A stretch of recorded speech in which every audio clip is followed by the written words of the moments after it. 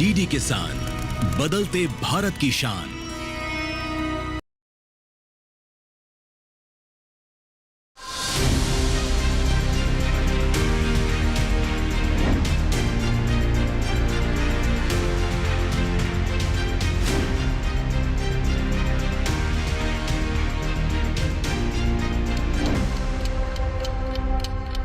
नमस्कार, दूरदर्शन किसान पर आप सभी का स्वागत है। आप देख रहे हैं कार्यक्रम विचार विमर्श और मैं हूं आपके साथ पुलकित शुक्ला।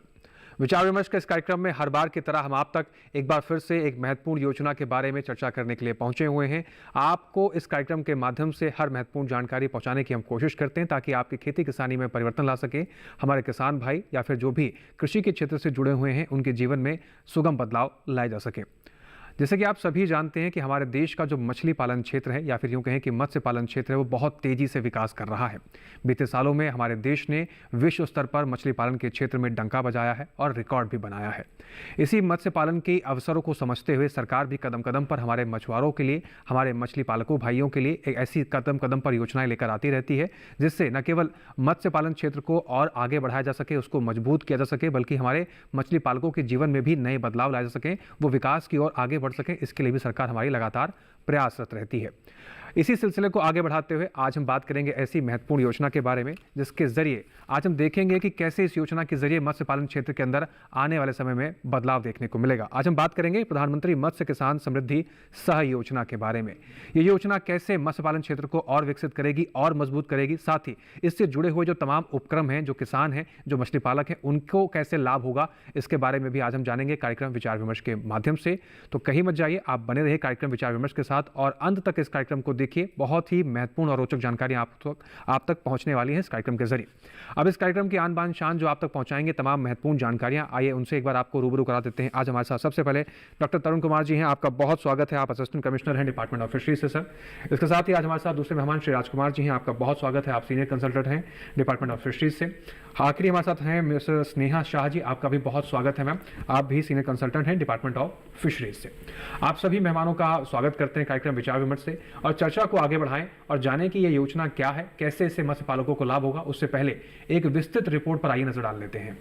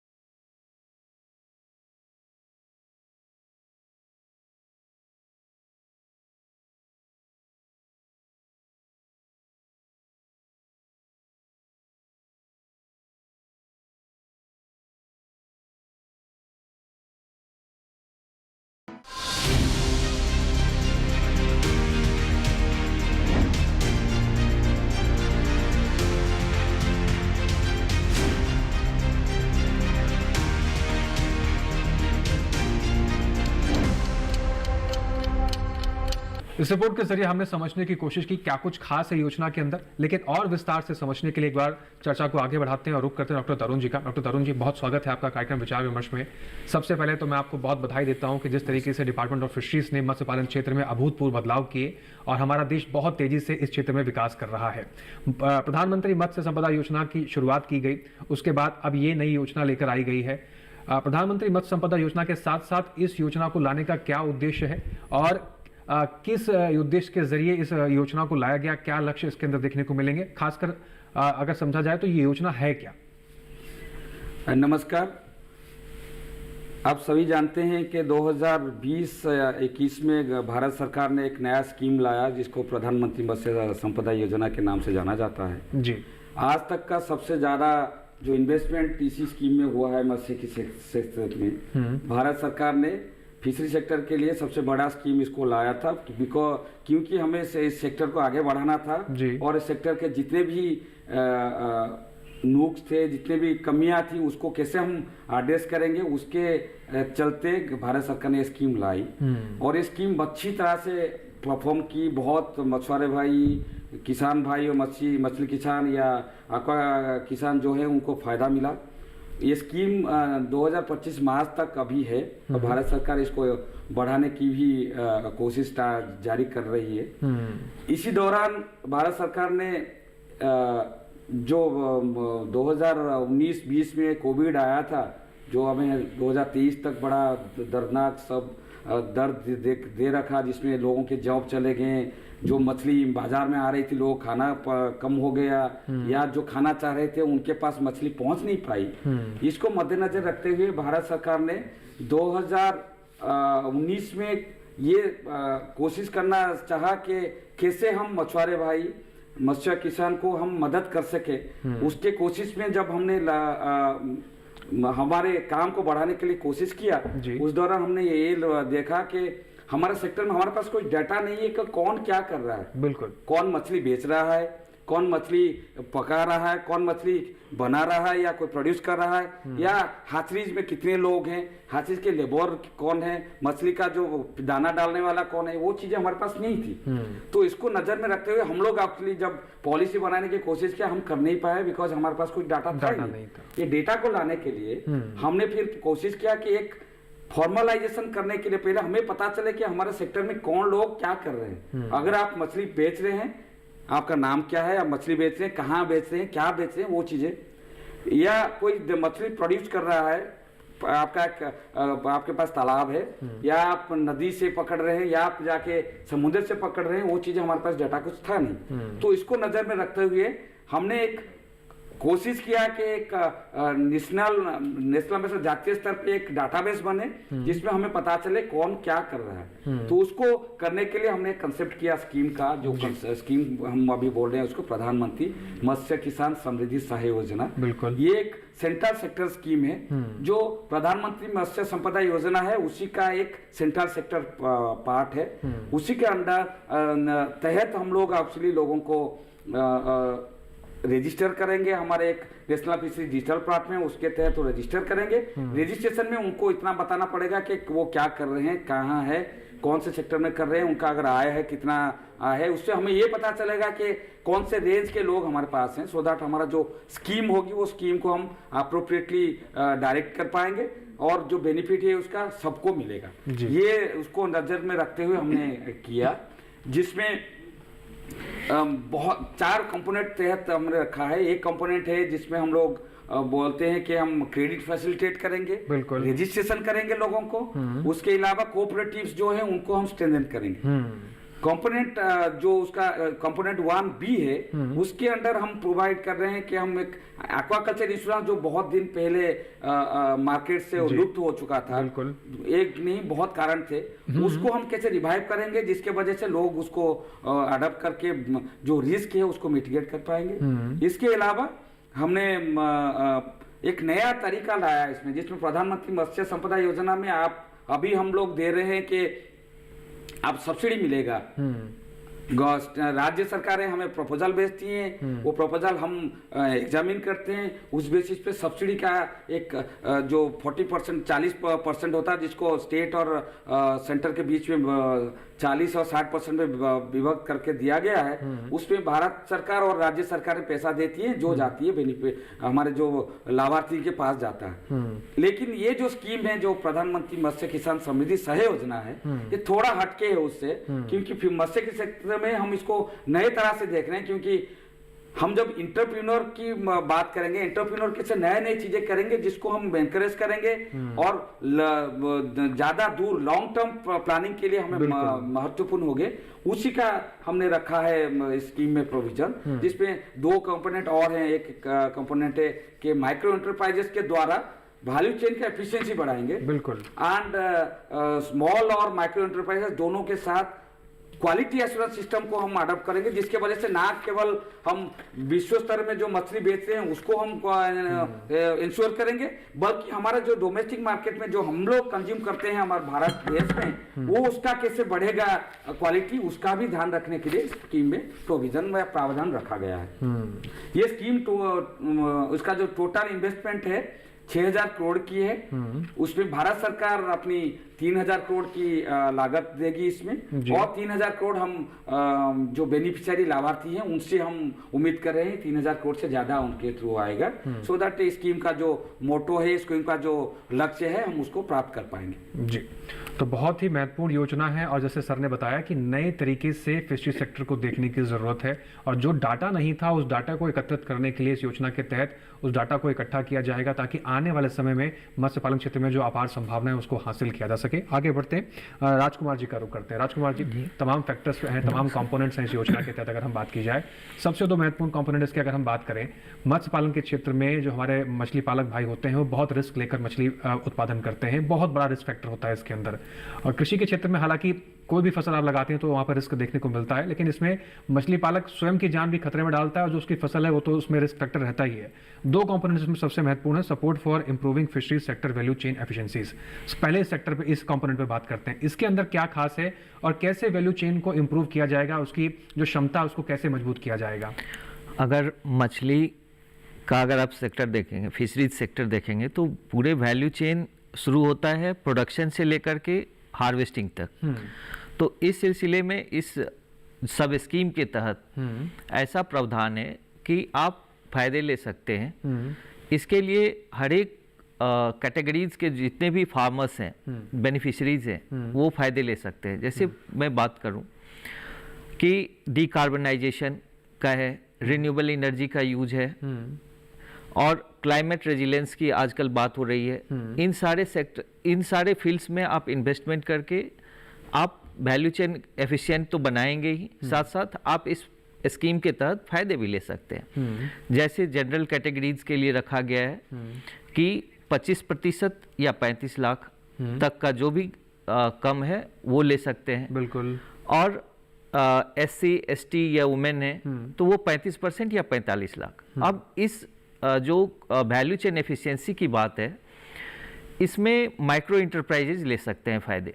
इसमें इसीलिए लिया गया है कि हमारे हिंदुस्तान में अगर देखेंगे आप, तो मुख्य रूप से जितने भी छोटे मछुआरे हैं, चाहे छोटे इंटरप्राइज की नंबर ज़्यादा है, तो उन लोगों को स्ट्रेंथन करना भी जरूरी है, और उनको स्ट्रेंथन अगर हम करते हैं तो हमारा वैल्यू चेन की इफिशियंसी भी सुदृढ़ होगी। तो ये सारे प्रावधान हैं इसमें।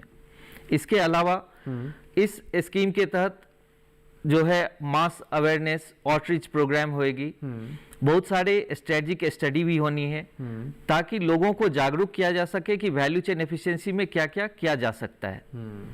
ये सारे प्रावधान हैं इसमें। जी, स्नेहा जी का रुख कर लेते हैं। स्नेहा जी, मत्स्य पालन के क्षेत्र में जब हम बस तमाम चीज़ों का बात कर रहे हैं, तो इसमें एक चीज़ और भी होती है कि महिलाओं की भागीदारी बहुत महत्वपूर्ण होती है, क्योंकि आप स्वयं एक महिला हैं। आपके नज़र से देखा जाए तो महिलाओं के लिए इसके अंदर क्या अवसर है, और अगर हम किसान समृद्धि सह योजना की बात कर रहे हैं, प्रधानमंत्री मत्स्य इस योजना की बात कर रहे हैं, तो इसमें महिलाओं को किस तरीके से लाभ मिल सकता है?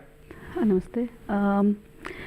जहाँ तक महिलाओं की बात है, तो सब स्कीम में या प्रधानमंत्री मत्स्य संपदा सह योजना में, समृद्धि सह योजना में जो वुमेन बेनिफिशरीज होंगी उनको 10% जो जनरल कैटेगरी है उससे 10% ज़्यादा जो बेनिफिट मिलेगा। ये प्रावधान जो है ये हमारी PMSSY स्कीम में भी है और इस PMKSSY स्कीम में भी है। और हम चाहते हैं कि जैसे PMSSY में बहुत सारी महिलाएं आगे आई हैं, उसी तरीके से इस सब स्कीम में भी लोग महिलाएं आगे बढ़ें। बहुत सारी महिलाओं ने, जैसे हरियाणा है और बहुत सारी ऐसी जगहें हैं, साउथ कोस्टल जो कोस्टल एरियाज़ हैं, वहाँ पे बहुत सारी ऐसी कम्युनिटीज़ में जो महिलाएं पोस्ट हार्वेस्ट में काम करती हैं, वो अब पोस्ट हार्वेस्ट से ज़्यादा प्रोडक्शन में भी आने लगी हैं, प्रोडक्शन का, कल्चर का काम करती हैं। कुछ लोग जो है वो हैचरी में भी काम करते हैं। अब पहाड़ों में जाएंगे तो रेसवेज में महिलाएं काम करने लगी हैं। तो इस तरीके से जो महिलाओं का योगदान बढ़ा है PMSSY में, वैसे ही हम चाहते हैं कि इस सब स्कीम में भी महिलाएं आगे आए। और अगर फाइनेंशियल असिस्टेंस की बात है तो उसमें जो जनरल कैटेगरी को जो भी प्रोविजंस दिए गए हैं अलग अलग कंपोनेंट्स के तहत, उसमें उनको 10% ज़्यादा प्रोजेक्ट में उनको फाइनेंशियल असिस्टेंस मिलेगा। और आउटरीच की बात जहाँ पे हुई है, जहाँ पे कैपेसिटी बिल्डिंग की बात हुई है, तो वो भी हमारे सारे प्रोविजंस में, सारे कंपोनेंट्स में जो प्रोविजंस हैं उनमें ये सब दिया गया है कि आप आगे आए। आपको ICR से, NABARD से और बहुत सारी ऐसे इंस्टीट्यूशन से जिससे हम जुड़ रहे हैं और आगे जाकर के जुड़ेंगे, उनको ट्रेनिंग मिले, उनकी कैपेसिटी बिल्डिंग हो और वो सक्षम हो, एम्पावर हो और अपने लिए एक दूसरी या प्राइमरी ऑक्यूपेशन की तरह, उसको एम्प्लॉयमेंट की तरह उसको यूज़ करे और अपने घरों की इनकम्स को अपने लिए उस इनकम को यूज़ करें। जी, तो महिलाओं के लिए भी एक अच्छा खासा अवसर इस योजना के तहत दिया जा रहा है। महिलाएं भी बढ़ चढ़कर इस योजना का लाभ ले सकती हैं और अपनी ज़िंदगी में अभूतपूर्व बदलाव देख पाएंगे। फिलहाल आगे बढ़ेंगे, लेकिन उससे पहले यहाँ वक्त हो गया एक छोटे से ब्रेक का। कार्यक्रम विचार विमर्श में जल्द लौटेंगे और आपको बताएंगे कुछ और महत्वपूर्ण जानकारियाँ। आप बने रहें, देखते रहें कार्यक्रम विचार विमर्श।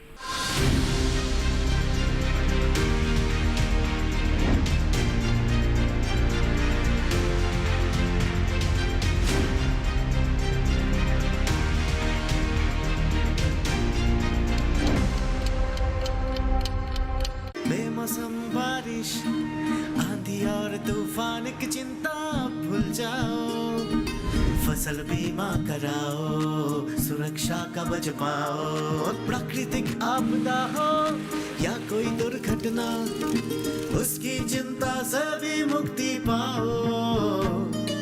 फसल बीमा हमने फसल बीमा योजना को अधिक प्रभावी बनाया, उसके दायरे में ज्यादा किसानों को लाए। अब तक 19 करोड़ 67 लाख से अधिक किसान आवेदनों को फसल मुआवजा मिला। रबी फसल बीमा के लिए शीघ्र पंजीकरण कराएं। बैंक शाखा, बीमा कंपनी, कृषि ऋण समिति, जन सेवा केंद्र से संपर्क करें या www.pmfby.gov.in पर ऑनलाइन आवेदन करें। बीमा कंपनी के प्रतिनिधि से घर बैठे एड ऐप द्वारा बीमा करा सकते हैं। फसल बीमा से संबंधित जानकारी के लिए हेल्पलाइन नंबर 14447 पर कॉल करें। फसल बीमा कराओ, सुरक्षा कवच पाओ।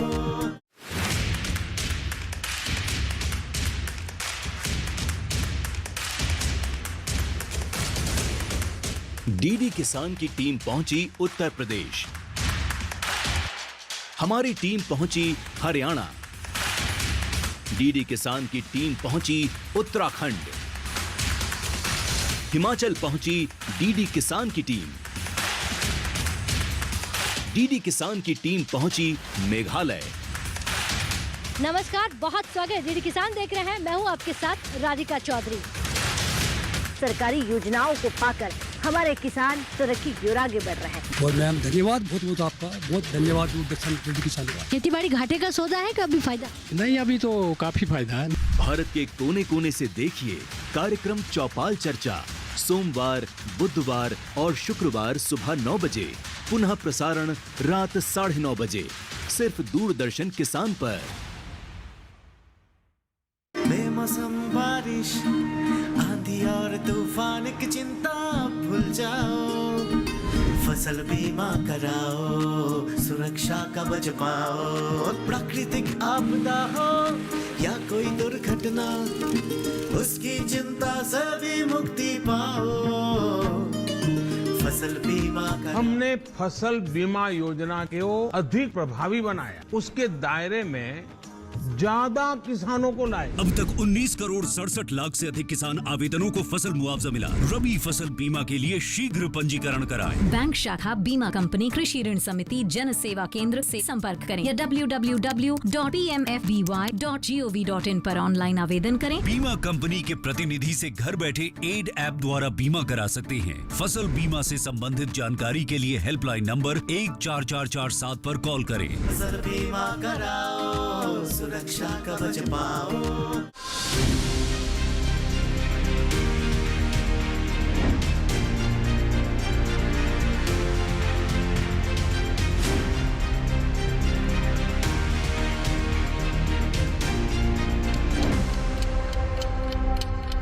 ब्रेक के बाद एक बार फिर से आप सभी का स्वागत है। आप देख रहे हैं कार्यक्रम विचार विमर्श। चर्चा को आगे बढ़ाते हैं। एक बार फिर से डॉक्टर तरुण जी का रुख करते हैं। डॉक्टर तरुण जी, अब इस योजना की अगर हम बात करें, प्रधानमंत्री मत्स्य किसान समृद्धि सह योजना, इसके अंदर NFDP बनाने की बात कही जा रही है, नेशनल फिशरीज डिजिटल प्लेटफॉर्म।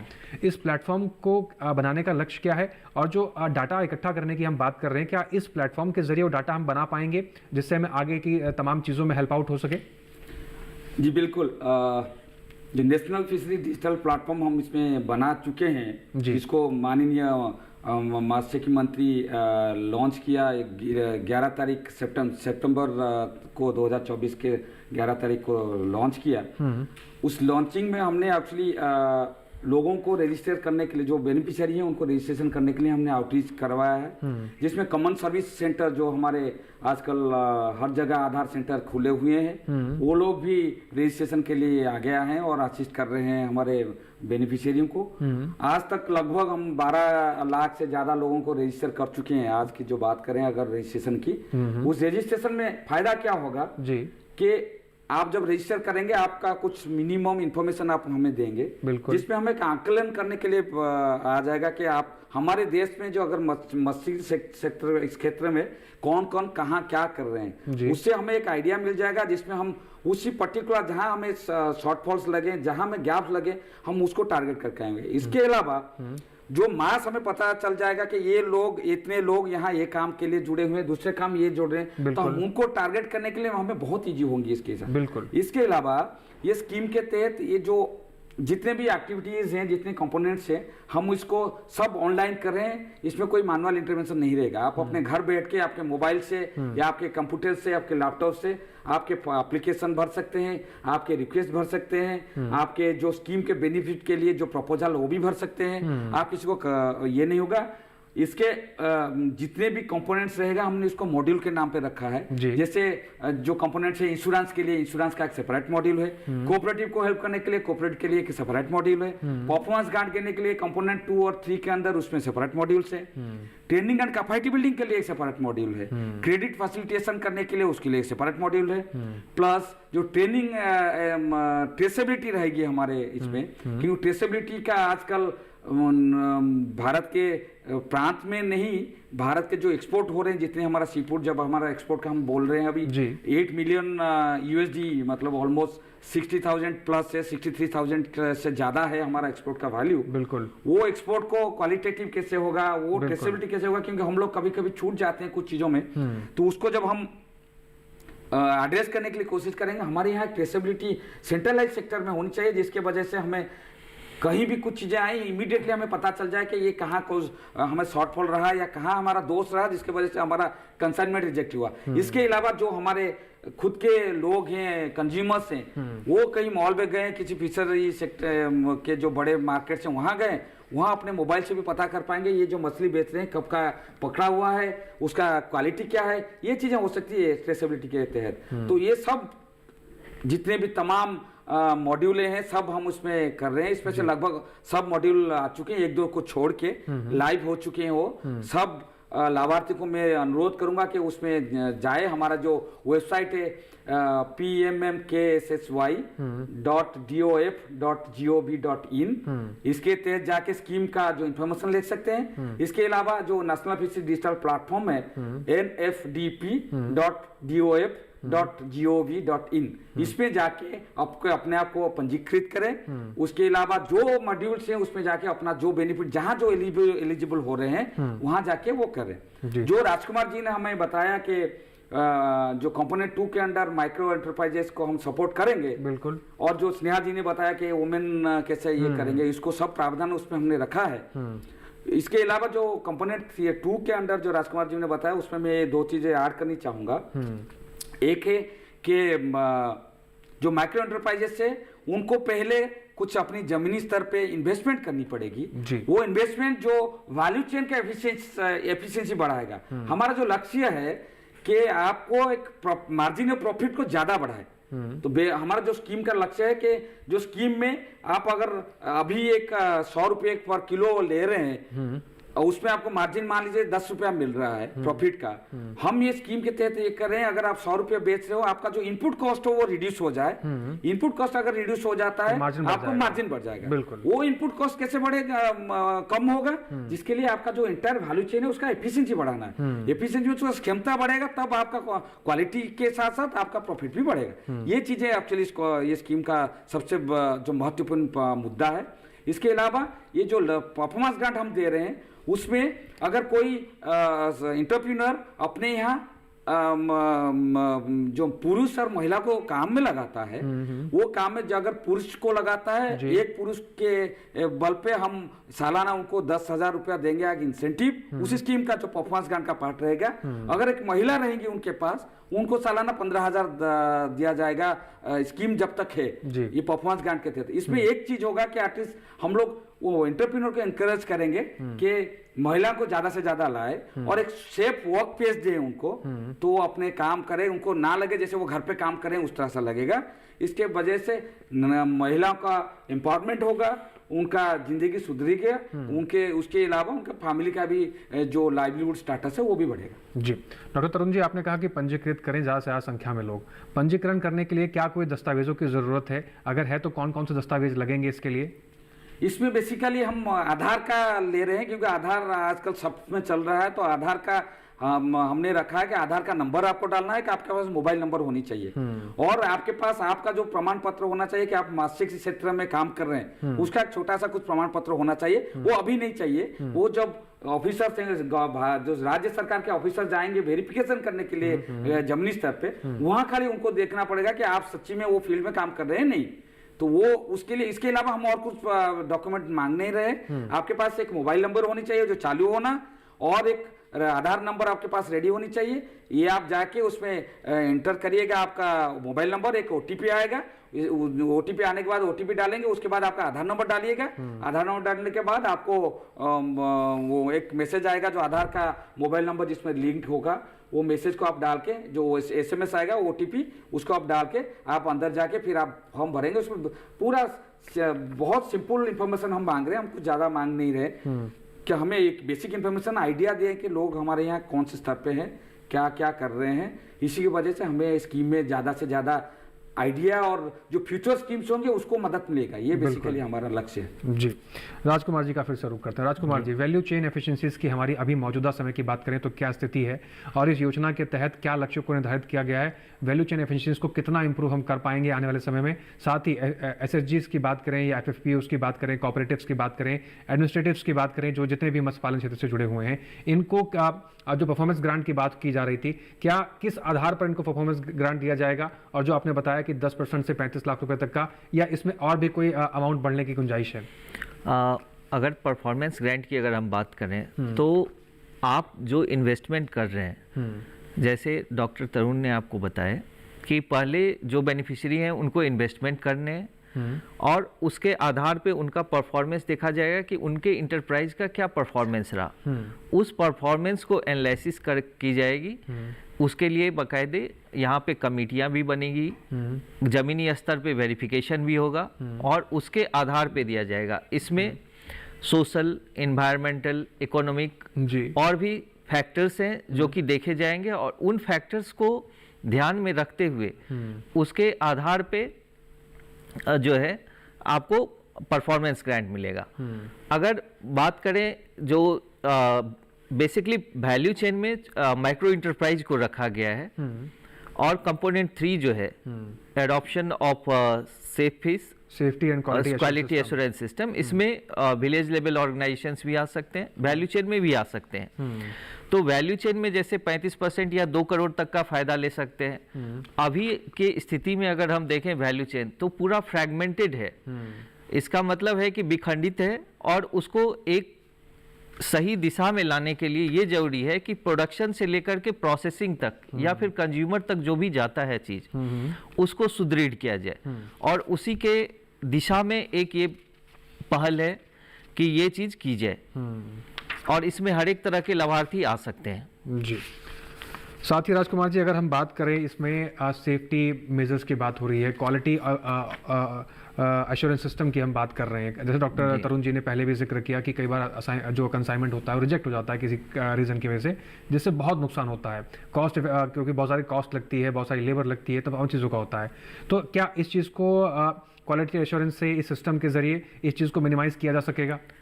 जरूर, और इसके लिए एक पहल भी रखी गई है कि जो भी फिश और फिशरी प्रोडक्ट्स के सेफ्टी है और क्वालिटी सिस्टम को और मजबूत की जाए और सुदृढ़ की जाए। इसके लिए स्पेशल एक कंपोनेंट 3 के तहत जो माइक्रो और स्मॉल इंटरप्राइजेज हैं वो फायदे ले सकते हैं। इवन जो विलेज लेवल ऑर्गेनाइजेशंस हैं, चाहे वो SHG है, FFPO है या कोऑपरेटिव है, ये फायदे ले सकते हैं इसमें। अब बात करें कि अभी ये महत्वपूर्ण क्यों है क्वालिटी एश्योरेंस सिस्टम, तो इसका हमें लर्निंग मिला है कोविड-19 में। अगर देखें तो बहुत सारे जो फूड सेफ्टी की बात है वो चीज नजर आई जो कि पहले ध्यान में नहीं दिया जाता था। और मछली के स्थिति में अगर देखें तो कंटेमिनेशंस का बहुत सारे सोर्सेज हो सकते हैं। उसी को मिनिमाइज करने के लिए ट्रेसेबिलिटी का भी एक मॉड्यूल और एक प्रावधान रखा गया है कंपोनेंट 3 के तहत। इसके अलावा जब कोई भी सेफ फिश के लिए ट्रेसेबिलिटी करता है या फिर लैब टेस्ट करता है, लैब टेस्ट के लिए तो उसमें रिम्बर्समेंट ऑफ लैब टेस्ट भी है, उसका भी प्रावधान रखा गया है कि आप टेस्ट कराइए अपने और उसका आप प्रूफ सबमिट कीजिए तो आप उसमें रिम्बर्समेंट ले सकते हैं।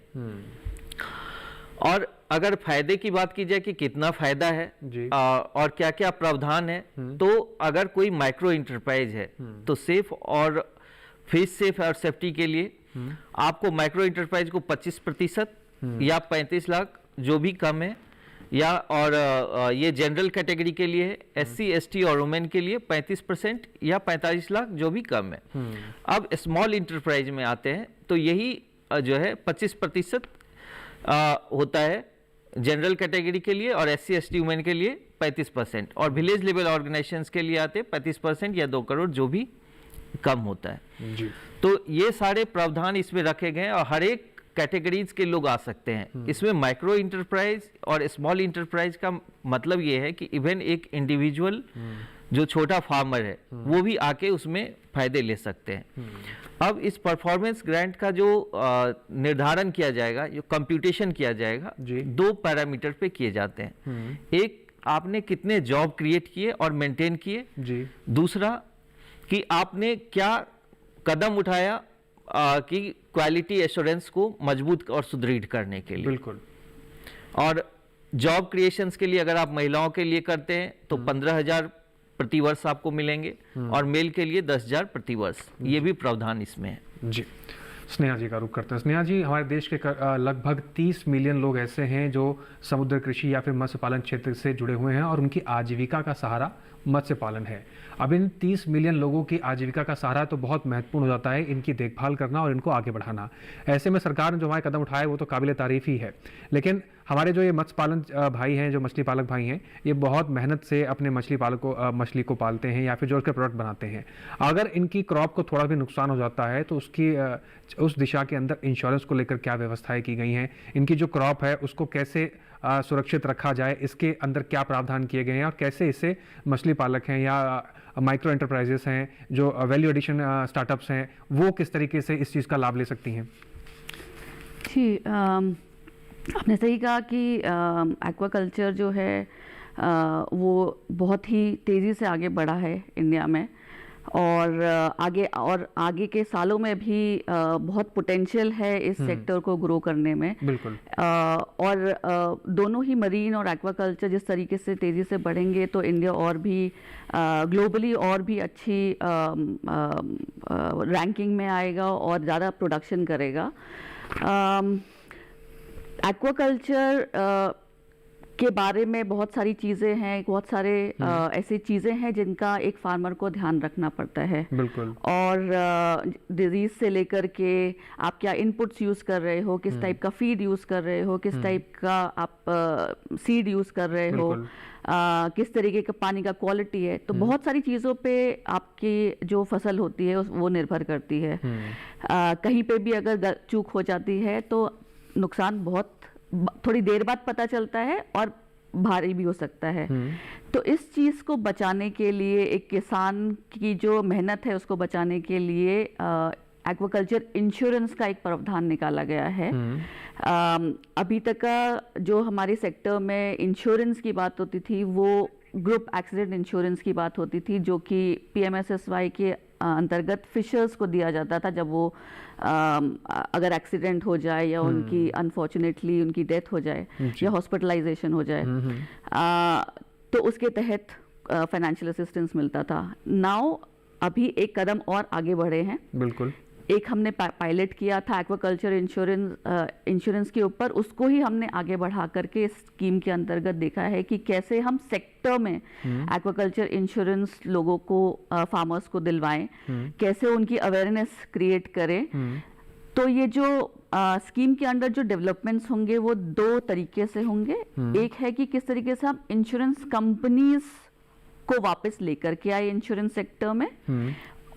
उसके लिए हमने बहुत सारे स्टेक होल्डर मीटिंग्स करी हैं, बहुत सारे इंश्योरेंस कंपनीज से बात करी है और मल्टीपल टाइम्स बहुत बार हमने ये उन सब से चर्चा हुई है। साइंटिस्ट हैं, एक्सपर्ट्स हैं, और सिर्फ एक फील्ड से नहीं, ब्रैकिश वाटर से है जो लोग श्रिम्प प्रॉन्स करते हैं उनसे बात हुई है, जो लोग फ्रेश वाटर फिशेस को देखते हैं उनसे हुई है, कोल्ड वाटर फिशेस जो देखते हैं उनसे हुई। तो बहुत सारी ऐसी चीज़ें हैं जो कि इंश्योरेंस को थोड़ा टेक्निकली कॉम्प्लेक्स बनाती हैं, लेकिन जो इंश्योरेंस की मदद से जो गवर्नमेंट ऑफ इंडिया जो यहाँ पे एक मार्केट क्रिएट करने की कोशिश कर रही है, एक मार्केट को फैसिलिटेट करने की कोशिश कर रही है, फार्मर्स को ला करके, पॉलिसी को ला करके, और इंश्योरेंस कंपनीज, प्राइवेट सेक्टर हो या पब्लिक सेक्टर में जो भी इंश्योरेंस कंपनी है उनको ला करके जो एक इकोसिस्टम बनाने की कोशिश कर रही है, वो आई थिंक ये एक हाईलाइट है इस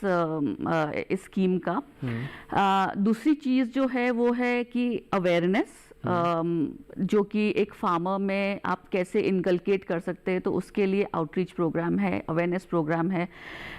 जो हमारे ICR के इंस्टीट्यूट्स हैं, जो उनके साइंटिस्ट हैं, वो हमेशा कार्यरत रहते हैं कि किस तरीके से कैंप्स लगाए जाएं, लोगों को हेल्थ के बारे में बताया जाए, डिजीज़ के बारे में बताया जाए। और आई थिंक उसी की वजह से बहुत जो हमारे डिजीजेस का जो प्रेवलेंस है वो एक रीजन तक का कंटेंट है। बहुत I think it's very fortunate कि इतनी बड़ी नेशन वाइड हमने अभी आज तक कोई ऐसी आपदा नहीं देखी है कि बहुत सारा क्रॉप लॉस हुआ हो। जो अगर है तो वो ह्यूमन नेग्लिजेंस की वजह से हो सकता है। सो एक इकोसिस्टम बनाने की जो बात करी है, ये एक बहुत ही आगे जाकर के एक बहुत ही साबित होगा। एग्जैक्टली।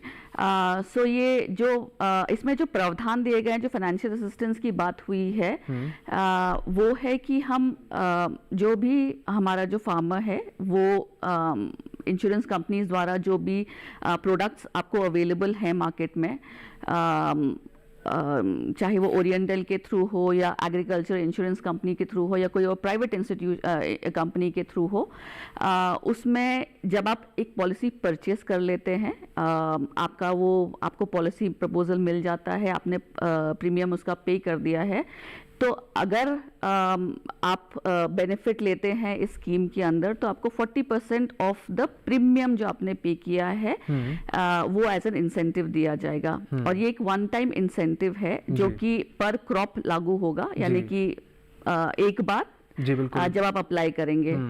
जो हम फाइनेंशियल असिस्टेंस दे रहे हैं उसमें कुछ और चीज़ें हैं, जैसे पर हेक्टेयर जो है जो आपकी एलिजिबल होंगे इंसेंटिव के लिए वो 25,000 का है। हमने इसमें एक कट ऑफ रखा है कि 4 हेक्टेयर से 4 हेक्टेयर तक का हम फाइनेंशियल लैंड को देखेंगे, या जो वाटर स्प्रेड एरिया है आपका उसको देखेंगे अगर आप पॉन्ड कल्चर कर रहे हैं तो यानी कि आपका जो फाइनेंशियल असिस्टेंस आपको मिल सकता है वो अप टू 1 लाख मिल सकता है। इसी में अगर आप SC ST या वुमेन कैटेगरी को बिलोंग करते हैं तो 10% ऑफ द जो आप एलिजिबल हो वो उसमें एक्स्ट्रा मिलेगा आपको। अगर आप पॉन्ड में कल्चर ना करके अगर आप इंटेंसिव प्रोडक्शन सिस्टम्स यूज कर रहे हैं, जैसे RAS है, केज है, बायोफ्लॉक है, रेसवेज है, तो आपका जो आपका कल्टीवेशन एरिया है वो 1800 मीटर क्यूब के तहत अगर आता है, उससे नीचे आता है या 1800 तक का आता है तो भी आप तब भी आपको ये इंसेंटिव मिलता है। और अगेन इसमें SC ST वुमेन जो हैं उनके लिए 10% अलग प्रावधान है। जी, तो कुल मिलाकर यहाँ पर क्रॉप इंश्योरेंस भी है और इस इंश्योरेंस का फायदा आप कैसे ले सकते हैं, इसके बारे में कुछ और महत्वपूर्ण जानकारी और भी है जो हम स्नेहा जी से जानेंगे, लेकिन उससे पहले यहाँ छोटा सा ब्रेक ले लेते हैं। आप सभी बने रहें, देखते रहें कार्यक्रम विचार विमर्श, जल्द लौट रहे हैं।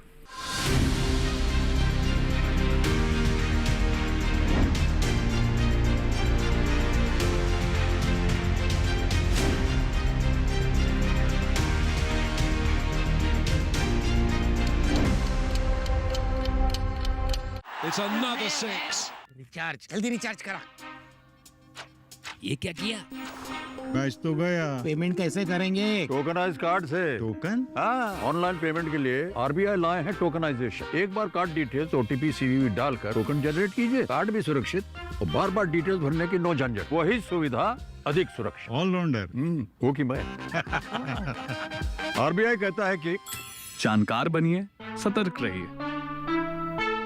बेमौसम बारिश, आंधी और तूफान की चिंता भूल जाओ, फसल बीमा कराओ, सुरक्षा कवच पाओ। प्राकृतिक आपदा हो या कोई दुर्घटना, उसकी चिंता से भी मुक्ति पाओ।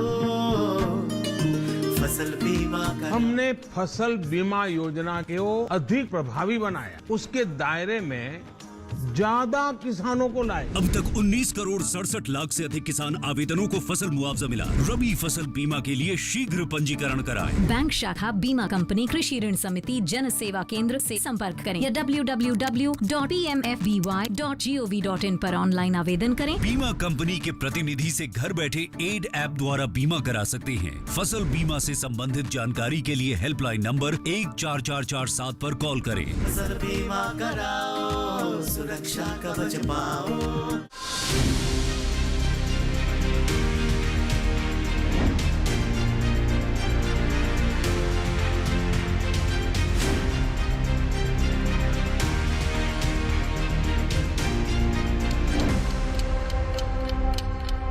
ब्रेक के बाद एक बार फिर से आप सभी का स्वागत है। आप देख रहे हैं कार्यक्रम विचार विमर्श और आज हम बात कर रहे हैं प्रधानमंत्री मत्स्य किसान समृद्धि सह योजना के बारे में। कैसे इस योजना का आप लाभ ले सकते हैं, इसके अंदर क्या क्या कंपोनेंट्स हैं, उसके बारे में जानकारी ले रहे हैं। डॉक्टर तरुण जी का रुख करें। डॉक्टर तरुण जी, प्रधानमंत्री मत्स्य संपदा योजना का अगर कोई स्टार्टअप है या कोई मछली पालक भाई पहले से लाभ ले रहा है या वहाँ से उसने कोई योजना का अपने आप को रजिस्ट्रेशन करा रखा है, लाभ ले चुका है, तो क्या वो एलिजिबल है इस योजना का लाभ लेने के लिए? इस तरह के सवाल हमारे कई ऐसे मछली पालक भाई हैं या कई ऐसे स्मॉल मीडियम माइक्रो एंटरप्राइजेस होते हैं जिनके में सवाल आता है, उनके लिए क्या कुछ कंफ्यूजन है, क्या कोई दिक्कत है अगर इस योजना से जुड़ना चाहते हैं वो?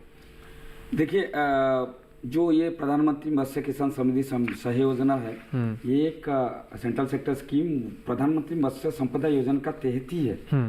इसमें हम लोग ने जो प्रोविजन रखा है, अगर आपने प्रधानमंत्री मत्स्य संपदा योजना के अंदर कुछ बेनिफिट लिया है, इसमें आप बेनिफिट ले सकते हो केवल अगर जो आप एडिशनल इन्वेस्टमेंट करोगे। अगर मान लीजिए आपने एक प्रोसेसिंग यूनिट का कुछ लिया है हेल्प, या फीड मैन्युफैक्चरिंग यूनिट का लिया है, उसमें अभी जो आपका इंफ्रास्ट्रक्चर है उसमें अगर हमारा स्कीम का जो मोटो है, जो एम है, उसको अगर आप अचीव करने के लिए जो भी इन्वेस्टमेंट कर रहे हो, मान लीजिए आपने जो प्रोसेसिंग यूनिट लिया है और उसका अभी नया इंस्ट्रूमेंट कुछ लगा है जो आपको क्वालिटी एश्योरेंस को एनहांस कर रहा है। एक लाभ आपने टेस्ट करके रखा है कि मैं जो फीस बेचूंगा वो फीस का क्वालिटी एश्योर करके बेचूंगा कि ये सब एंटीबायोटिक से फ्री है, डिजीज से फ्री है। तो ये कंज्यूमर्स को एक श्योरिटी मिलेगा कि जो प्रोडक्ट उनको जा रहा है ये क्वालिटेटिव है। तो उसके लिए जो भी आपने खर्चा किया है उसको हम एलिजिबल मानेंगे इस स्कीम के तहत। इसमें इसके अलावा आप कहीं भी बेनिफिट लिया हो, हमें कुछ इशू उसमें है नहीं, आप रजिस्टर कर सकते हैं। रजिस्ट्रेशन के लिए आपके बेनिफिट हमने एक रखा जो डॉक्यूमेंट चार्जेस बेसिकली होता है, कहीं जो स्टेट गवर्नमेंट का ऑफिसर गए या कोई बीएलई सेंटर में गया, कुछ बेसिक डॉक्यूमेंट का चार्जेस का होता है, कहीं 50 रुपये का, कोई 2 रुपये 50 5 रुपये का फोटोकॉपी लगा लिया, उसको एक एड्रेस करने के लिए हमने एक 100 रुपये का प्रावधान रखा है। कोई भी आदमी अगर अपने आप से रजिस्टर करता है उसको 100 रुपया मिलेगा। अगर कोई आदमी जाके बीएलई सेंटर जो सीएससी के सेंटर में जाता है तो वो सीएससी के जो और रहेंगे कार्यकर्ता भाई और बहन जो भी रहेंगे उनको हम इसमें 20 रुपया देते हैं, जो उसमें उसके ऊपर जो जीएसटी हो वो भी लागू होगा। तो उसे हम इसमें होगा और उसमें से 100 रुपये से वो काट के हम उसको मिलेगा और जो रिमेनिंग अमाउंट है उनको मिलेगा बेनिफिशियरी को, तो वो ले सकते हैं। इसके अलावा इंश्योरेंस में जैसे है, इंश्योरेंस में भी आप ले सकते हैं, कुछ उसमें रोक टोक नहीं है। आप किसी स्कीम में भी बेनिफिट ले आओ, इंश्योरेंस को आप लीजिए, उसमें इंश्योरेंस का इंसेंटिव आपको मिल जाएगा। एंड ट्रेनिंग कैपेसिटी बिल्डिंग के लिए हमने जो रखा है प्रावधान वो भी आप ले सकते हैं। जो भी ऐसे ही कुछ है नहीं कि हम आपको रेस्ट्रिक्ट कर रखा है, बट जो परफॉर्मेंस ग्रांट्स हैं उसके लिए हमने एक प्रावधान रखा। अगर आपने जो कोई इंफ्रास्ट्रक्चर बनाया है प्रधानमंत्री मत्स्य संपदा योजना के तहत, उस इंफ्रास्ट्रक्चर में अगर कोई टॉपअप करके जो इन्वेस्टमेंट कर रहे हैं उसी को हम इसमें कंसीडर करेंगे, बेनिफिट आप इसमें ले सकते हैं। जी डॉक्टर तरुण जी, हमने जो फिगर की बात करी थी वो लगभग 6000 करोड़ के आसपास का है, जिसमें से आधा जो है केंद्र सरकार प्रायोजित रहेगा, आधा जो है वो हम लोग जुटाने की कोशिश करेंगे। तो जो लोग इसमें इन्वेस्ट करना चाहते हैं या जुड़ना चाहते हैं, जो प्राइवेट प्लेयर्स हैं, उनके लिए क्या संभावना है, वो कैसे जुड़ सकते हैं? वही मेरा जो मैं पहले भी बोल चुका हूँ, हमने जो 3000 करोड़ रखा है ये सेंट्रल गवर्नमेंट हमारा भारत सरकार का ही रहेगा पैसा। जब भी आप कुछ काम करेंगे आप खुद पहले तो इन्वेस्टमेंट करोगे, इन्वेस्टमेंट जब करेंगे उसके लिए तो आपका ही लगेगा, जिसके लिए हम यहाँ क्रेडिट का फैसिलिटी भी रखा है। हम लोन करने के लिए भी एक सुविधा हमने रखा है, जिसमें लोन में एक छोटा सा सक्सेसफुल लोन के लिए हमने रखेंगे, जो स्नेहा जी बताएंगे उसमें विस्तार से।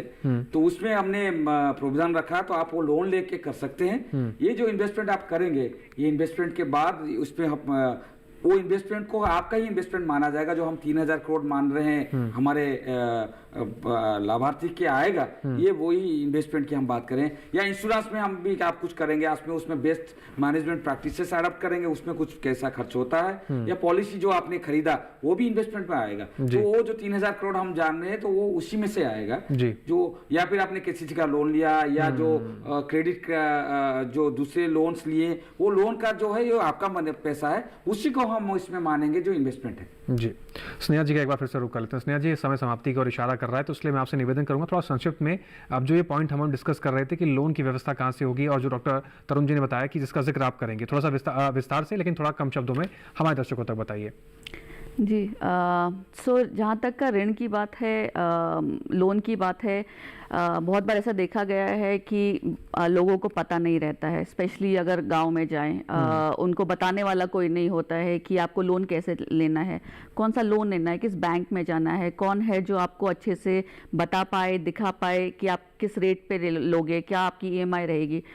तो इसके लिए एक प्रोविज़न रखा गया है कि हम हैंड होल्ड करना चाहते हैं लोगों को इस फैसिलिटी के थ्रू कि आप आगे आएँ। आपको जो लोन चाहिए है उसके लिए हमारे कुछ सीएससी या क्रेडिट इंटरमीडियरीज को हमने बोला है, जो हमारी दूसरी जो डिपार्टमेंट्स है या मिनिस्ट्रीज है, उनके यहाँ पे जो क्रेडिट फैसिलिटेट कराते हैं उनको हमने ऑन बोर्ड करने की कोशिश करी है, और उनसे हम अनुरोध करते हैं कि वो आप जो भी फिशरीज का लोन लेना चाहते हैं उनको आप कैसे फैसिलिटेट करके सक्सेसफुल लोन के लिए आप उनको हेल्प करें। और इस योजना के अंदर जो तमाम कंपोनेंट्स हैं उसके बारे में विस्तार से जानकारी आप तक पहुंचाई हमने आज के इस कार्यक्रम के माध्यम से। तो पीएम मत्स्य किसान समृद्धि सह योजना से आप ज़्यादा से ज़्यादा संख्या में जुड़कर आप इस योजना का लाभ ले सकते हैं। जिस तरीके से इसके अंदर कंपोनेंट्स हैं, उस कंपोनेंट का फ़ायदा तभी है और इस योजना का फ़ायदा तभी है जब इसके जो लक्ष्य हैं उसको पूरा करने में आप लोगों की भूमिका बहुत महत्वपूर्ण है। तो ज़्यादा से ज़्यादा संख्या में जुड़िए, ज़्यादा से ज़्यादा लोगों तक इस कार्यक्रम को पहुंचाइए और ज़्यादा से ज़्यादा लोगों तक इस जानकारी को पहुंचाइए, ताकि अधिक से अधिक संख्या में लोग जुड़ें और जो हमारे मत्स्य पालन क्षेत्र के जो लक्ष्य हैं उसको हासिल करने में हम सभी अपनी भागीदारी निभाएं। आज के विचार विमर्श के इस कार्यक्रम में बस इतना ही। उम्मीद करते हैं कि इस योजना की से जुड़ी हुई जो जानकारी आप तक पहुंचाई है उसका लाभ आप ले पाएंगे।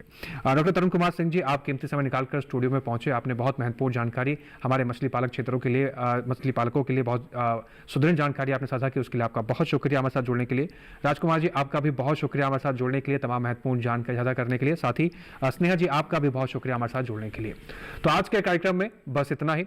आप उम्मीद करेंगे कि इन जानकारियों का आप लाभ ले पाएंगे। हमारे इस कार्यक्रम से जुड़े आपको कोई भी जानकारी या कोई भी सुझाव आप हम तक पहुंचाना चाहते हैं तो आप हमें ईमेल के जरिए अपने सुझाव पहुंचा सकते हैं। आप हमारी ईमेल आईडी नोट कर सकते हैं। हमारी ईमेल आईडी है vicharvimarsh08@gmail.com। आपके सुझाव और आपके विचारों का हमें बेसब्री से इंतजार रहता है, क्योंकि हमारे कार्यक्रम को और बेहतर करने में मदद मिलती है। इसके साथ ही आज के कार्यक्रम में बस इतना ही।